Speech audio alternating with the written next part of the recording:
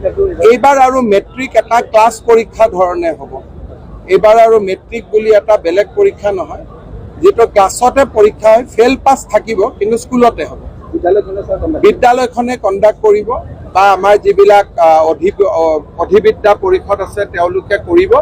Class 12 টো board হ'ব, 10 টো আৰু বোৰ্ড নহয়। এতিয়া 10ৰ গুৰুত্ব নাথাকিব, চেণ্টাৰ 10ৰ আৰু গুৰুত্ব নাথাকিব নতুন শিক্ষানীতিত। এইটো ক্লাছ 12 যাতে ল'ৰা ছোৱালীয়ে 10ৰ পৰা 11-12 পঢ়িব পাৰে, নতুন এডমিশ্যন ল'ব নালাগে, সেইকাৰণে ৰাষ্ট্ৰীয় শিক্ষানীতিত 10ম মানৰ গুৰুত্ব কমাই দিয়া হৈছে। আৰু খুব 2 দিনতে হায়াৰ ছেকেণ্ডেৰী কাউন্সিল আৰু সেৱাও বিলয় হৈ যাব। এটা অনুষ্ঠান হ'ব, কাৰো চাকৰি নাযায়, কিন্তু দুইটা লগ লাগি এটা অনুষ্ঠান হ'ব।